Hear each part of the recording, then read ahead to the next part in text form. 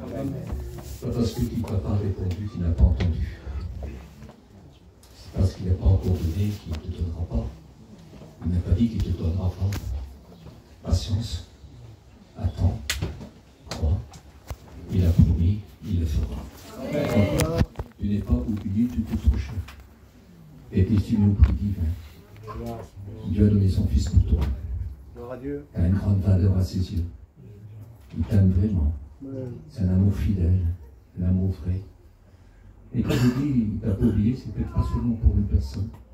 C'est peut-être pour d'autres aussi qui demandent depuis si longtemps de recevoir quelque chose qui leur rendrait le vie plus belle.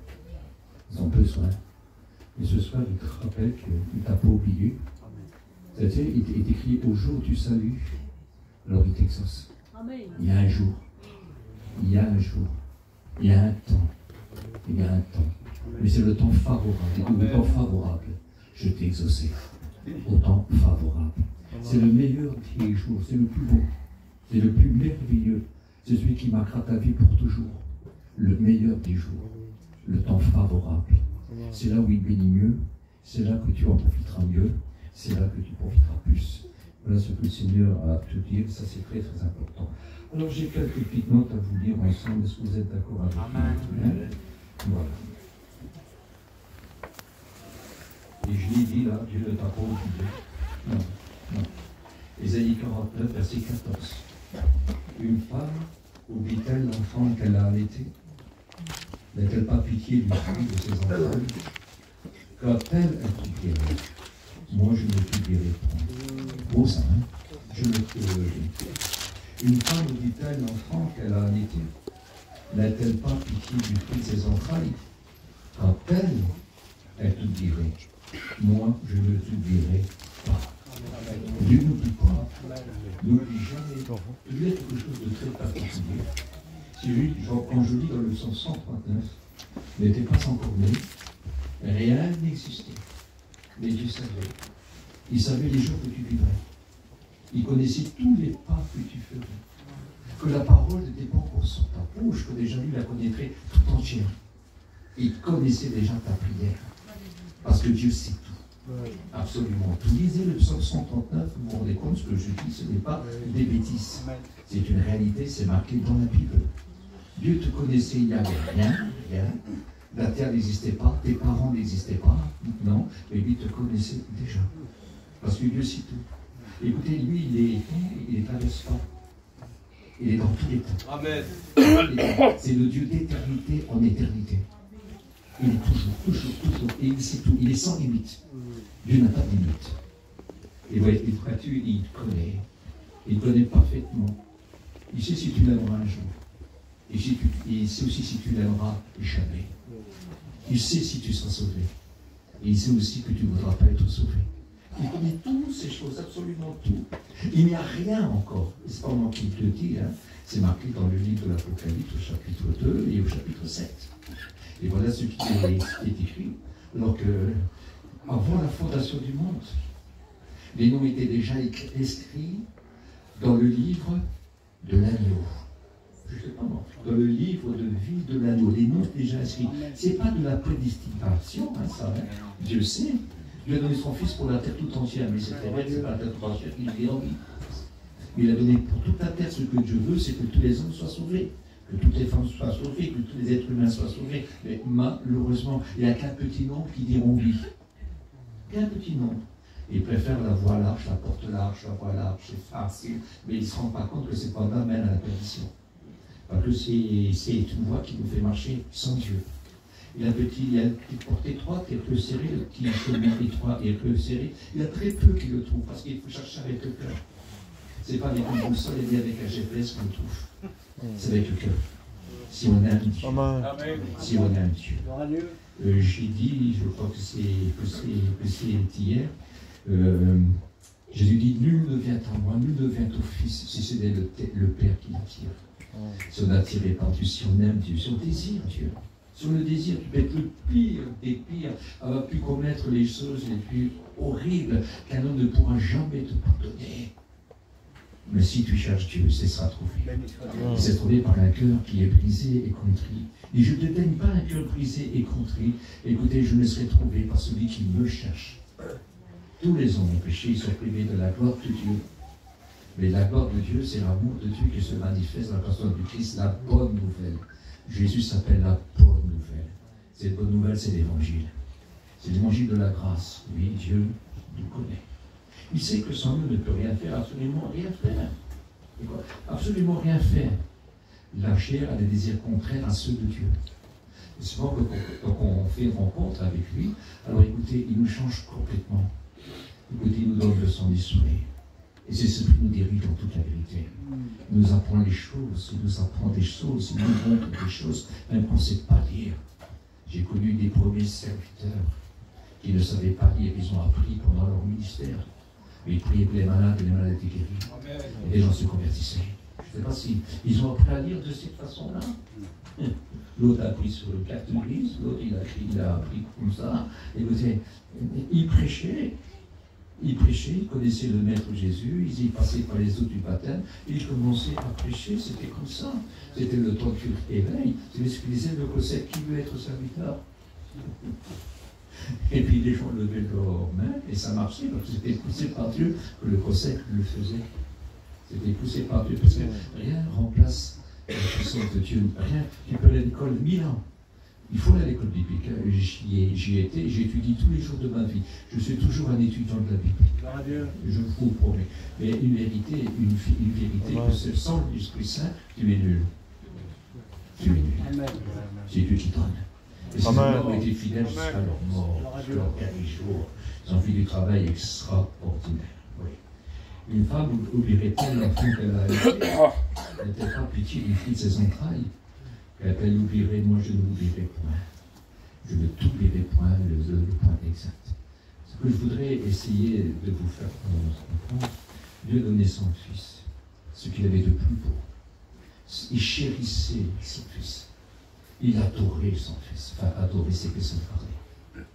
Mais ce que je voudrais essayer que vous compreniez une chose qui est très importante. Il a donné son Fils. Moi, je préfère mourir à la place de mon fils.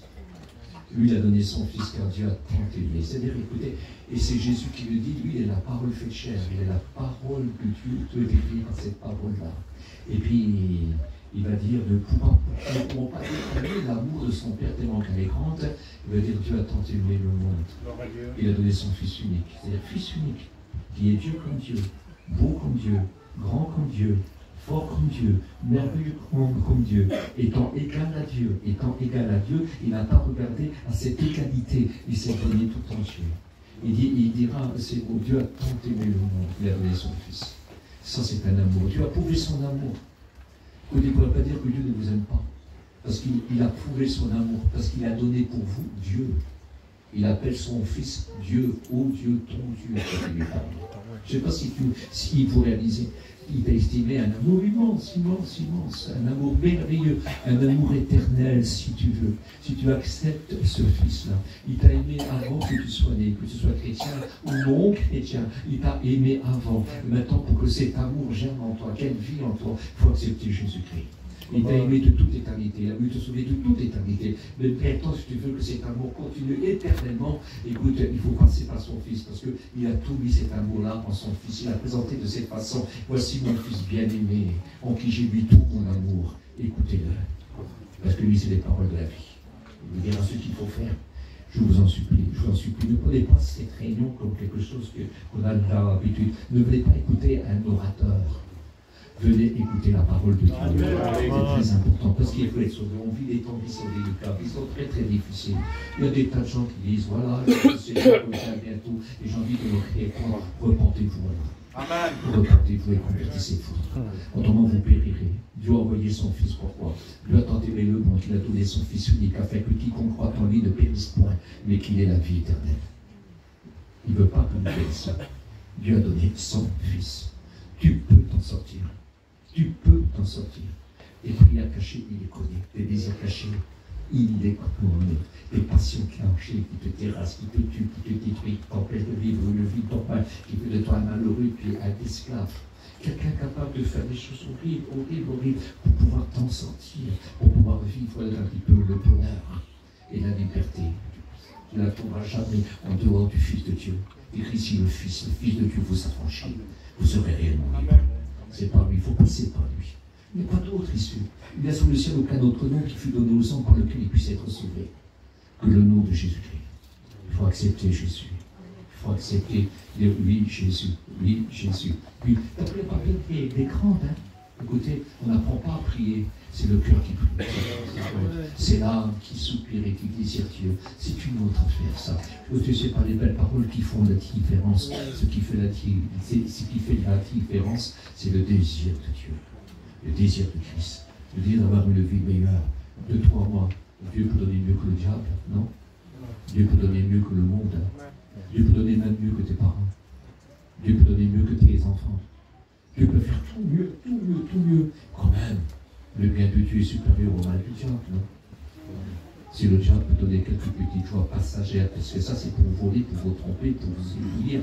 Vous savez, un jour, ils ont attrapé un homme, ils se sont rendus compte, et ils ont pris cet homme-là, puis ils ont voulu ils le faisaient, comment je peux dire, ils l'ont mis dans une cage, puis ils le gavaient, pour qu'il grossisse. Pour après le tuer et le manger, c'était des cannibales. Il s'est fâché, je ne sais pas ce qui s'est passé, ils se sont discutés ensemble, et il s'est passé que l'autre a eu le temps de se sauver. Il voulait le manger. Ils l'ont crissé. Il sait ce qu'il fait déjà. Il te donne. Et il veut t'engraisser, tu vois, pour mieux te manger, pour mieux te détruire, bien sûr qu'il ne te mangera pas. Mais tu te retrouveras en enfer avec lui. Et ça, c'est une chose terrible. C'est pas le patron de t'enfer, vous savez, c'est pas lui qui veut te prendre. Non, votre remords, votre honte, et puis c'est sûr, même le diable sera rempli de remords. Le plus grand pays aura un remords, et puis il y aura honte. Et si tu es là maintenant, tu diras, mais toi tu es comme nous, c'est toi qui terrorisais toute la terre, qui trompais toute la terre, mais c'est comme nous, toi. Oui, comme le, pas plus, ni moins. Écoute, il n'est pas grand. Dieu est grand. Amen.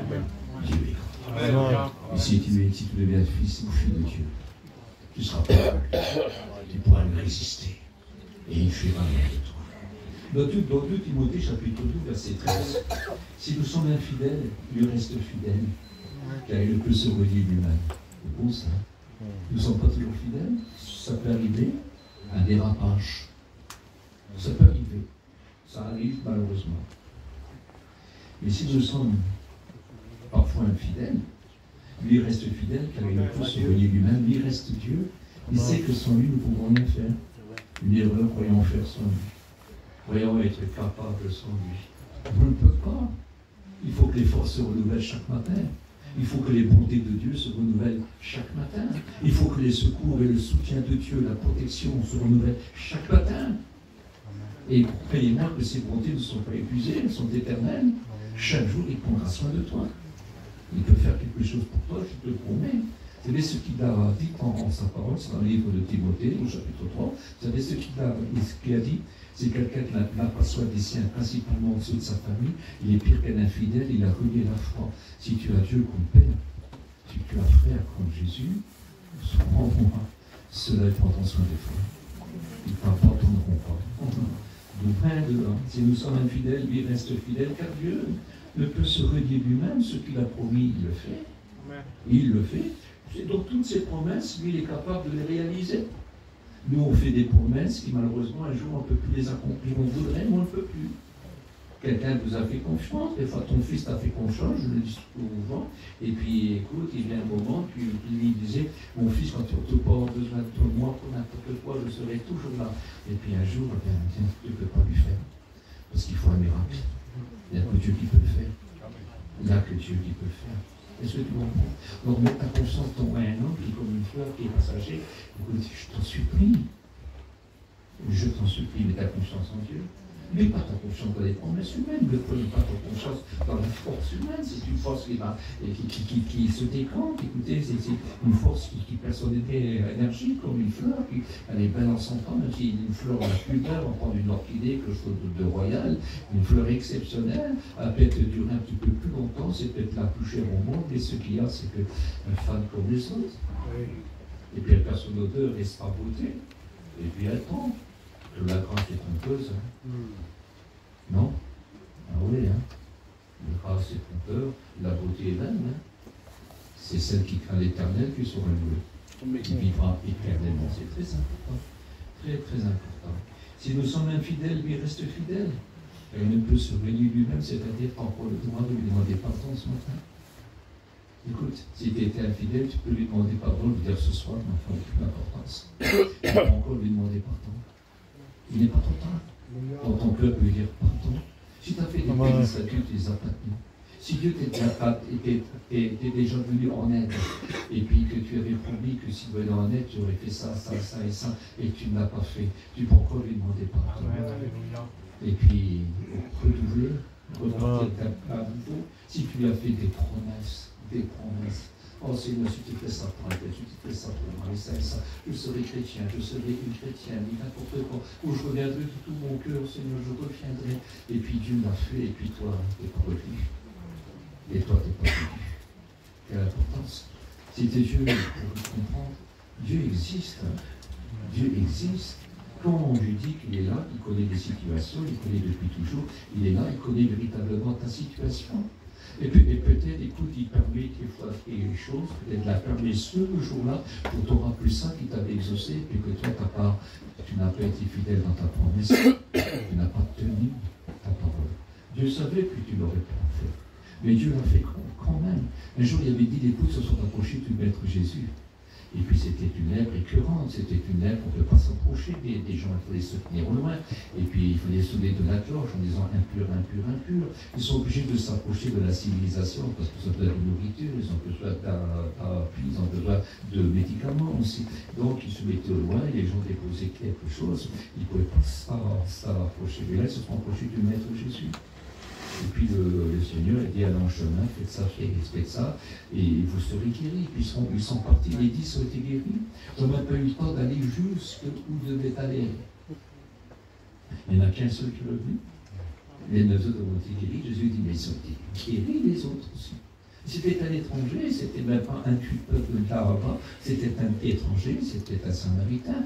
Et puis lui, il est venu, puis il a cru dans ce maître-là, puis il s'est prosterné devant lui. Il s'est prosterné parce que Jésus est adorable. Il est adorable. Quand quelque chose de tellement beau neuf, ils ont été bénis. Maintenant, je ne sais pas si dans la suite des temps, on ne sait pas. Peut-être dans la suite des temps, ils sont venus, j'espère de tout mon cœur. Et puis pourquoi ne jamais oublier que cette maladie incurable qui est menée à la mort a quand même été guérie. Il est obligé de dire c'est Jésus qui l'a fait. C'est Jésus qui vous a guéri. Non. C'est sûr, on se consulter, ils ont pu aller jusqu'au sacrificateur qui va déclarer que leur maladie est guérie, qu'ils sont plus lépreux, et ça sera terminé. Ils peuvent aller chez eux, chez leurs parents, ils peuvent aller chez les gens, ils peuvent travailler, ils peuvent vivre, enfin, ils n'ont jamais oublié cette dette immense qu'ils peuvent commettre, une dette d'amour sur les apparents. Et il ne s'est pas rangé, il n'a pas dit, il aurait voulu, mais la lèpre est revenue. Le Seigneur qui m'a dit, les autres n'ont pas été guéris, pourquoi quelquefois l'étranger qui est venu? Je ne sais pas ce qu'il lui a dit, je ne sais pas ce que l'ancien époux lui a dit, il a préféré l'adorer. Et le Seigneur est pas là, on n'est pas là pour parler les uns sur les autres, mais celui qui a un contact avec le maître, il sait que le Seigneur c'est le meilleur. Et j'ai contact avec ce maître-là. Et il y a beaucoup parmi nous, les chrétiens, les serviteurs de Dieu, ont contact. Il y a des anciens chrétiens qui avaient des contacts avec Dieu. Mais aujourd'hui, tu peux encore avoir contact. Et chacun de vous, si parmi nous, il y a des gens qui ne sont jamais convertis, tout en sachant que c'est la vérité, tout en sachant que c'est vrai. Écoute, il n'est pas trop tard. L'heure de la grâce, on est toujours dans le temps de la grâce. C'est par grâce que nous sommes sauvés par le moyen de toute la foi. Et si c'est aujourd'hui le temps favorable de ton salut, ne laisse pas passer. Si c'est le jour de ton salut, ou le jour de ton heureux salut, que ça recommence. Parce que vous savez, l'âge et les traites, quand ils reviennent devant des patrons, c'est pas comme côté dans les armées de ce monde. Hein. Dans les armées de ce monde, quand un âge va trahir, il s'en va de le faire envers, c'est-à-dire en obéissant à tout ce que le vrai maître avait ordonné. Quand on se souvient à ces gens-là, écoutez, l'amour, on va parler du diable, qui va nous faire pécher. Quand les gens ne viennent pas, c'est parce qu'ils veulent rester dans leur péché. S'ils ne reviennent pas, c'est qu'ils veulent rester dans leur péché, qui les a éloignés de Dieu aussi.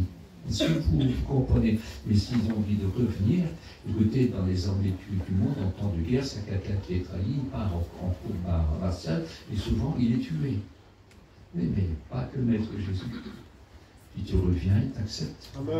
Tu te remets dans les rangs, et tout. Et Dieu te bénira. Personne ne pourra t'accuser de quoi que ce soit. Il n'aura pas le droit de dire, ne reviens plus, toi. Non, non. Si tu te repens, si tu abandonnes, celui qui avoue ses fautes et qui les délaisse, obtient quoi? Obtient miséricorde. Donc c'est une certitude, le Seigneur veut faire quelque chose pour toi ce soir. Je te promets. Il veut faire quelque chose ce soir, ne fais pas la tête. Tu n'es pas venu ici pour faire ton temps. Tu es venu ici, tu sais qu'il y aura du monde, tu sais qu'il va faire chaud, tu sais que je vais parler longtemps. Donc l'importance. Tu es venu ici parce que tu vas entendre une parole qui peut te sauver et te faire du bien. Si tu es sincère, tu n'as pas perdu ton temps. Christ est ici. Amen. Il est ici. Il a dit qu'il sera là. Il n'est pas là pour prendre une photo. Il n'en a pas besoin. Il te connaît avant que tu sois né. Il est là pour te bénir. Il désire vraiment te bénir. Dans 1 Corinthiens chapitre 1, verset 9, Dieu est fidèle, lui qui vous a appelé à la communion de son Fils Jésus-Christ, notre Seigneur. Oui, Dieu est fidèle. Il vous a appelé à la communion de son Fils. Mais qu'est-ce que c'est? Et ce n'est pas n'importe quel Fils, hein? C'est Jésus-Christ, notre Seigneur. Quelle beauté. Si Jésus est ton Seigneur, quelle communion. C'est pas quelqu'un qui... C'est pas lâcheur, lui. C'est pas quelqu'un qui te redonne sur la route. Il a dit, suis-moi. Suis-moi. Je te montre la route. Si on le suit à lui, on ne sera plus sous le pouvoir du péché, sous le pouvoir du diable. On sera sous le pouvoir de Dieu. Quelle différence. Celui qui me suit ne marchera pas dans les ténèbres, mais il aura la lumière de la vie. Il aura le pouvoir de la vie, la véritable vie. Il va changer, il va donner une nouvelle vie. Je le répète toujours en négociation. Nous sommes l'ouvrage de Dieu créé en Jésus-Christ pour accomplir des bonnes œuvres que lui-même a préparées d'avance afin que nous les accomplissions. Il va changer notre vie. Ceux qui tombent en Christ sont des nouvelles créatures, les choses anciennes sont passées, voici toutes choses sont devenues nouvelles, je le dis à chaque fois, parce que Dieu change ta vie. Ce que tu parles, ce que tu ne pourras jamais faire, lui peut le faire pour toi. Tout est possible à Dieu. Ce que le diable a cassé en toi, Dieu peut le réparer. Non? Le vase brisé, là, le Seigneur est capable de le refaire, d'en faire un autre vase. Ce sera une nouvelle créature, un vase d'honneur. Même si, écoutez, ce n'est pas un vase de grande valeur, il est d'honneur parce qu'il est pour Dieu. Il est pour Dieu. Il est aussi cher que le vase, le plus grand vase qu'on pourrait voir sous la terre, ce chrétien incroyable, là, écoute, pas autant de valeur, parce qu'il est racheté par le sang précieux du Maître Jésus. Autant de valeur, c'était un autre usage. Ce n'est pas le même usage, mais c'est un bon usage, parce que c'est un vase de Dieu. C'est le vase de Dieu, racheté au prix de son sang, au sang de son Fils béni. Et ça, c'est très important. Dans le psaume 91, verset 14, regardez ce qui est écrit. Je te couvre, il dit, il te couvrira de ses plumes et tu trouveras un refuge sous ses ailes. Sa fidélité est un bouclier et une cuirasse. C'est joli ça, non? Hein? Écoute. Il te couvrira de ses plumes. C'est comme une poule ou un petit moineau. Quand il y a un danger, la poule elle couvre ses petits, le petit moineau aussi le fait. Un jour, il y avait le feu dans un arbre. Et dans cet arbre-là, il y avait un petit nid avec des petits oiseaux. Et puis, le feu est venu. Et l'oiseau est sorti, comme ça, il tourne autour de là. Et puis là, la dernière minute, quand il a vu que la flamme pouvait atteindre le nid, il s'est jeté sur ses petits. Et puis il est brûlé avec. Et c'est ce que Jésus a fait pour toi. C'est ce que Jésus a fait pour toi. C'est une réalité. C'est ce que Jésus a fait pour toi. Et une petite poule, c'est pareil, elle couvre. Jésus dit combien de fois j'ai voulu te rassembler comme une poule rassemble ses poussins sous ses ailes, mais tu n'as pas voulu. Et à cause de cela, combien de fléaux, combien de misère, combien de souffrances que tu auras, jusqu'au jour où tu m'appelleras.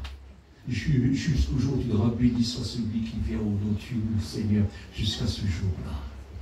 Et si tu pourrais dire ce soir, béni sois-tu, Seigneur, viens. Il est capable de réparer les ruines de ta vie. Il est d'accord. Ah, si tu voudrais ce soir. Écoute bien. Écoutez, sur ces jeunes, il y a quoi? Il y a sa fidélité et un bouclier et une cuirasse. Fidèle, mais alors un bouclier. Écoutez, il bat tous les coups. Tous les traits enflammés du malin, ils sont stoppés. Et crois-moi que le bouclier ne s'est pas buvé. Il est toujours aussi lumière, il est toujours aussi puissant, il est toujours aussi beau. Bon, écoutez, c'est un diamant qu'on ne peut pas griffer. Qu'on ne peut pas griffer, non. Mais qui peut tout régler, lui. Seulement tout. Et voilà ce qui peuvent faire sa fidélité. Écoutez, est un bouclier. Mais quel bouclier! Écoutez, s'il veut rien ne peut vous toucher. Absolument rien. Absolument rien. Rien. Tu peux marcher sous l'eau.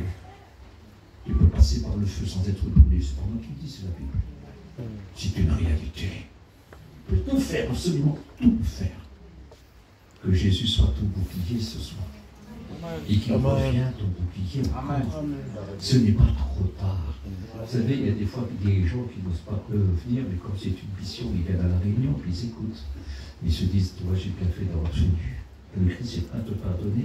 Et ici, les gens t'accueillent avec un grand plaisir. Voir un pécheur qui se repent, c'est formidable. De voir un frère qui s'est égaré, une sœur qui s'est égarée et qui est revenu, mais c'est un festin.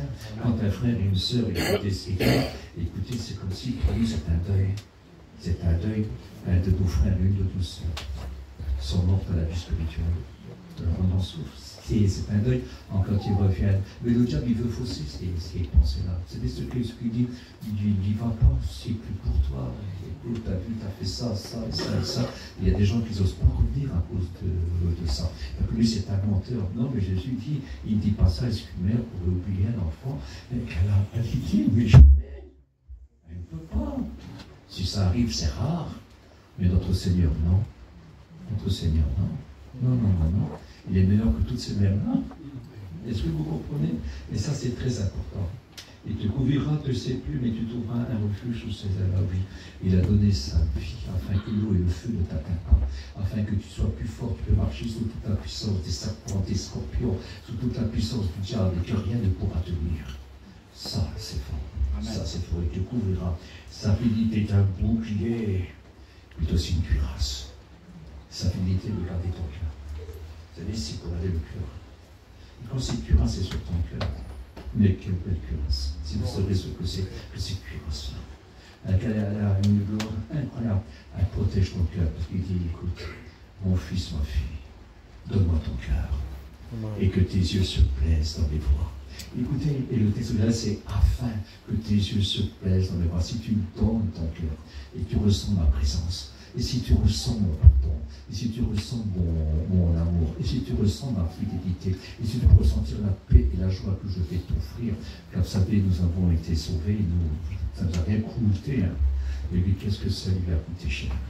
Écoutez, c'est dans le calme et la confiance que sera ta force.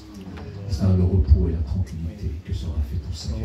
Un repos, tranquillité extraordinaire, merveilleux. Oh, que Dieu soit béni. Écoutez, sa cuirasse couvre mon cœur.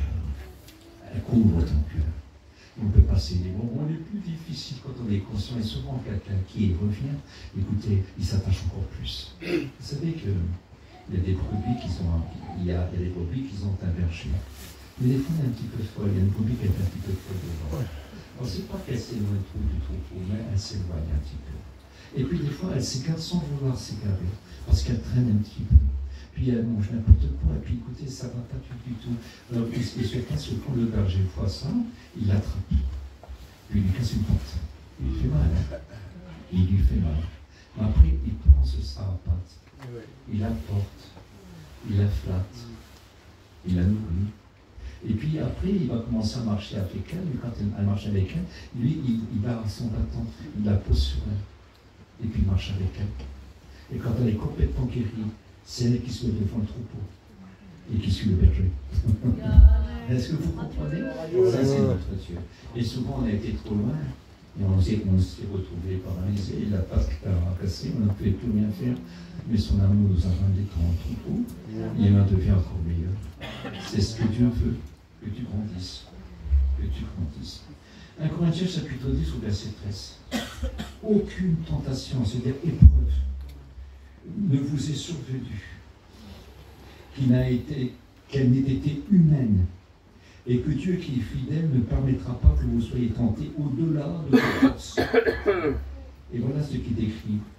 Mais avec l'épreuve, il préparera le moyen de vous en sortir afin que vous puissiez la supporter. Il prépare les gens.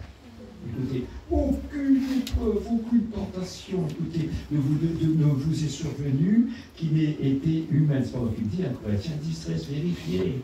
Aucune épreuve. Aucune épreuve. Tu peux précipiter dans n'importe quelle épreuve.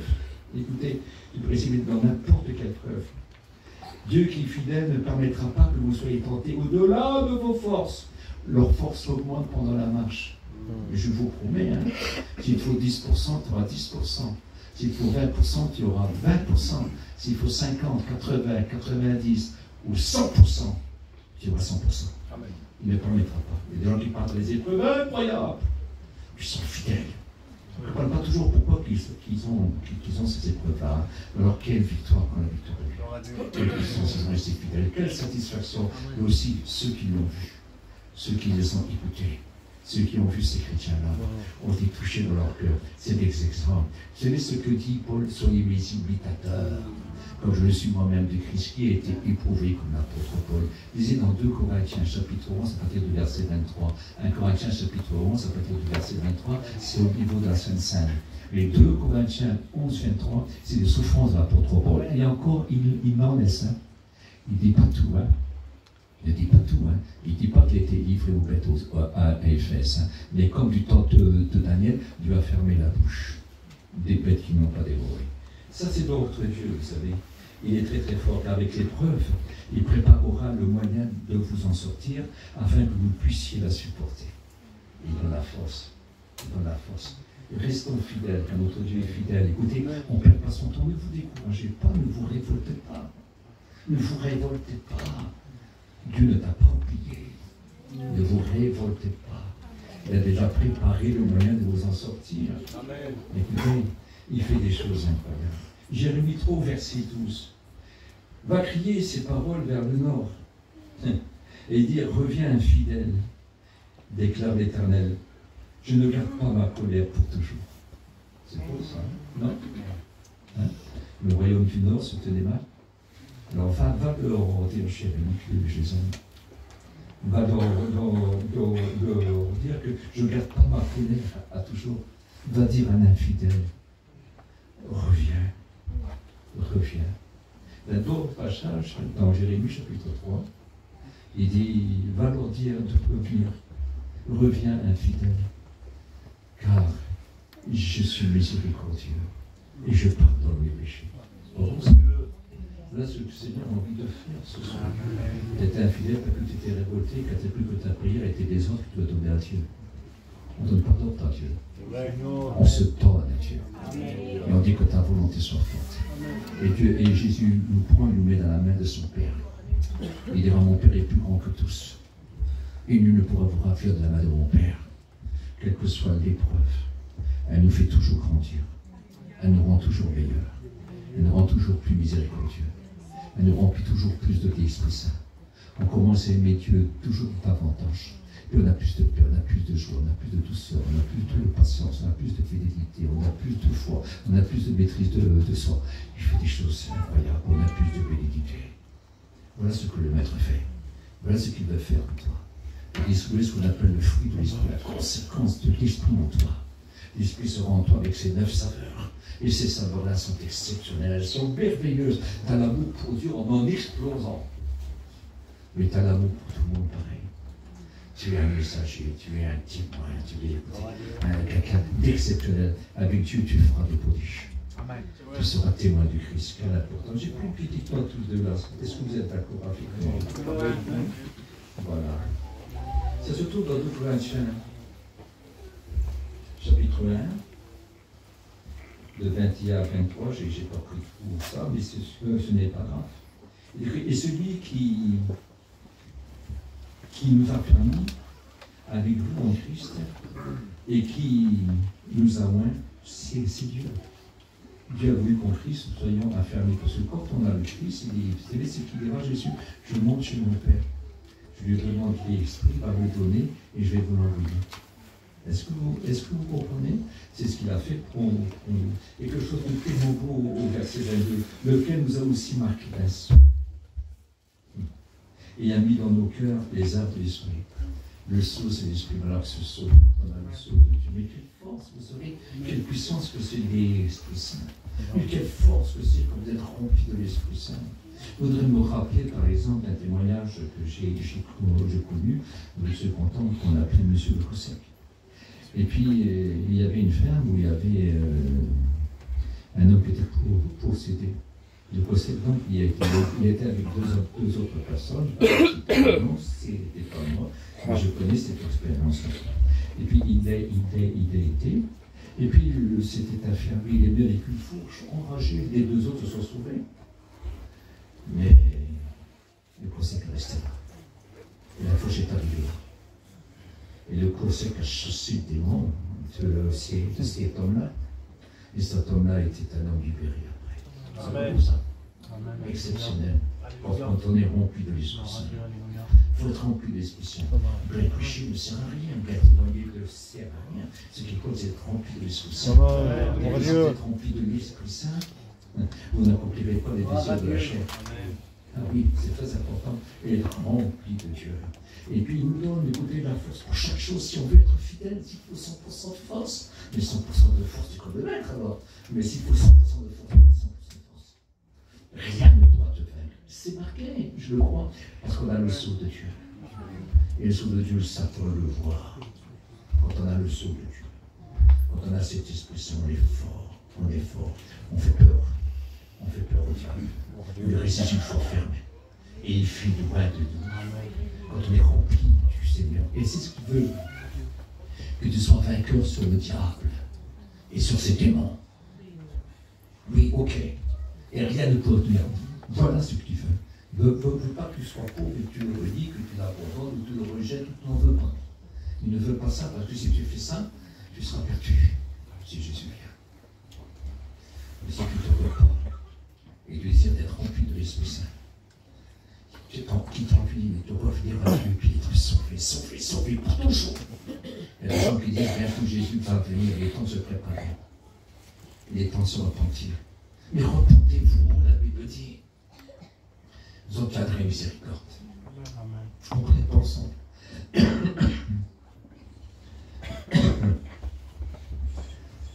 Te bénissons, Maître. Ta parole est la vérité. Rien n'est plus grand que ta parole. Seigneur, tu es rempli de compassion. C'est un message qui plaît à Satan. Mais le Seigneur, il t'aime. Et il veut que tu le saches. Je demande de te repentir, demande-lui pardon. Reviens, fidèle. Je suis miséricordieux.